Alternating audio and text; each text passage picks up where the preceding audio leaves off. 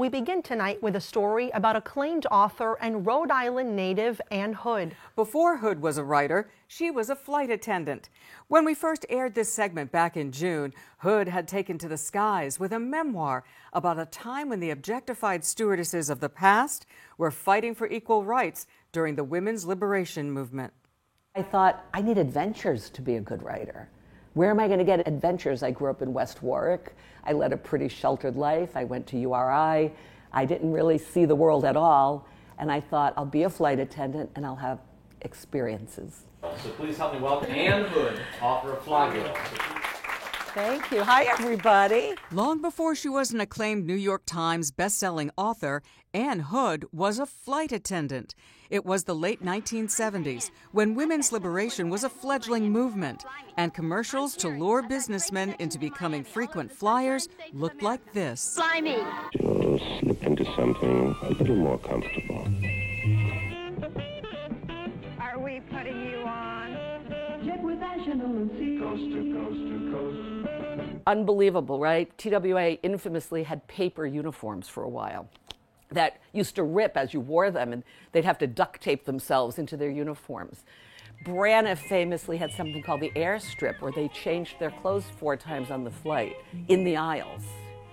Just kept taking things off till they landed in their hot pants. So listen, we get why this, we were objectified and why there was the sex kitten idea. How did you feel about that, having to always worry about your weight, your makeup, how you looked? Was so much emphasis on that, and that had to go against the grain a bit. Well, I think if you wanted the job, you knew you were entering like a corporate culture. I remember when men who went to work for IBM had to wear particular ties. I think that every corporation has kind of an image they want, so you're signing up for it. So it's not like you're surprised or oppressed. And women were still accepting of it. Absolutely. Hood says she was proud to wear her Ralph Lauren uniform. She flew for 8 years, most of them with TWA, Trans World Airlines. During her tenure, flight attendants unionized, fought for equal pay, and ultimately ended the weight, marriage, and pregnancy restrictions. But it wasn't easy. Why did you decide to become a flight attendant? I had stars in my eyes from the time I was a little girl. And I knew I wanted to be a writer, too. So it would seem like this would be the perfect book for you to write. What took so long? We live our lives, and history happens around us, and culture shifts. But we're not even that aware of it. We just keep living, putting one foot in front of the other. I realized that I had really covered a big change in culture, in history, and in aviation. I started in 1978, where many women still had one foot in the past. To me, a certain image of flight attendants is never going to go away. The ad executives did a very good job of imprinting that in our minds. And so glorified waitress, sex kitten, objectified, unfortunately still linger. I had a passenger once say to me when I said, I loved that book that he was reading, and he said, "You read?" But I never thought it reflected on me. Mm-hmm. I knew I was smart. I knew I was getting the life I wanted. And I was learning so much, just learning how to talk to people. You must be unflappable. I pretty much am. When passengers say and do things that are so weird, you have to figure out how to take care of it on the spot, or how to diffuse anger, because the flight attendant is the one who gets blamed for bad food, weather, any flight delays, mechanical problems, lost luggage. You come on, the passengers come on, ready to blame the flight attendant, and you have to be able to make them feel okay. But what I suspected, and what turned out to be true, is that it was the most empowering job a young woman could have. You made all the decisions on that plane. You didn't have a boss, really. You went all over the world and often had to venture out by yourself if the crew didn't want to go out or didn't want to go out with you. You learned how to handle emergencies, to think on your feet. You learned poise. You were confident. You put on that uniform and you became a confident woman. Why did you not want to become a pilot and have that adventure? I think I'm too much of a coward. I do not like the idea of landing a big plane like that. I'm not a risk taker. I would say you took a lot of risks doing that when you did it. I don't know. Hood writes about dealing with some eccentric passengers, like the time she found a man sitting on the plane without his pants. "Sir, where are your pants?" And he said, "Up there." And I said, "Well, you have to have pants on." He He said, I can't. Why can't you wear your pants? Well, I have a job interview and they'll wrinkle. And so I felt for him and I got him a blanket and he sat covered the whole time. But that's what I mean about thinking on your feet. You never knew what was going to happen when you got on that plane. I always said, life unfolds on airplanes. You're in that like tin can with 300 people on a 747, or our small planes had about 100, and you're there for hours and things happen. People go into labor, people fall in love, people break up. People die? People die, yeah.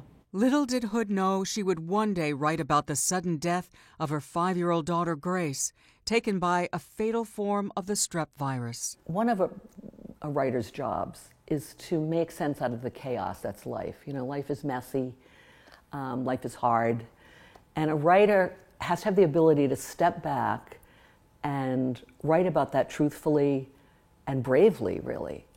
And when we lost Grace, that was in 2002, I couldn't read or write for over a year. I mean, I was completely destroyed. And everyone kept saying to me gently and nicely, write about it. I thought, I can't, because I can't make sense out of something senseless. And then one day I realized, wait, I've got to write about this honestly. I'll write it as a novel. So I changed everything, but I got to the emotion that it was hard to put out when I'm telling my real story. And I wrote The Knitting Circle. And that kind of freed me to write the real story.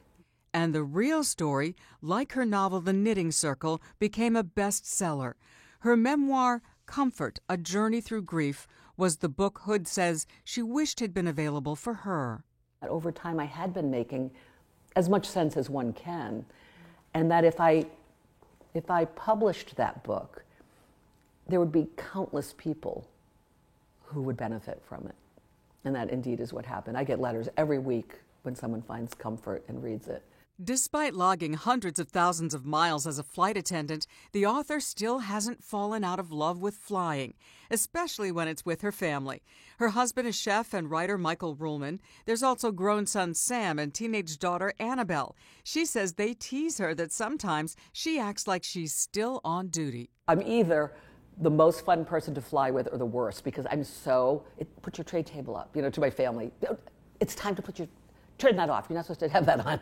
Put that under the seat in front of you, Old habits die hard. Oh my gosh, and I check it out, and I'm always aware if the flight attendants are doing a good job. Do you confess to being a flight attendant to them? I do. You often get like a free bottle of wine or something if you tell them. So it's good. I always do. Why did you name it Fly Girl? Because it has a double meaning. TWA called them hostesses, not stewardesses. So there was a lot of different names for them, but they were all fly girls. That was the general name.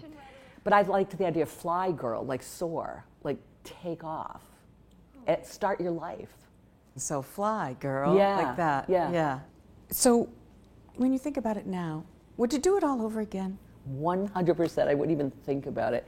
I even sometimes have a fantasy of, I'm going to apply again.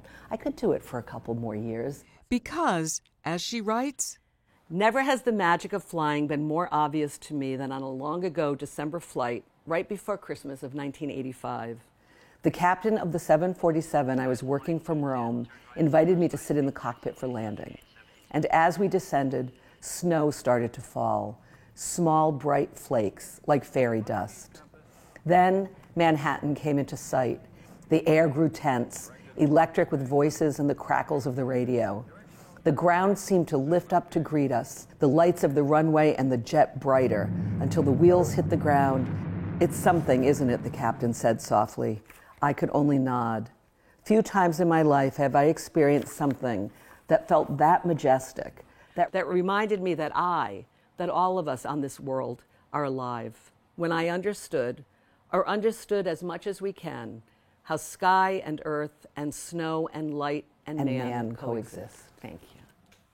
Fly Girl will soon be out in paperback, and Hood tells us that she's now writing a new book, which will be released next year.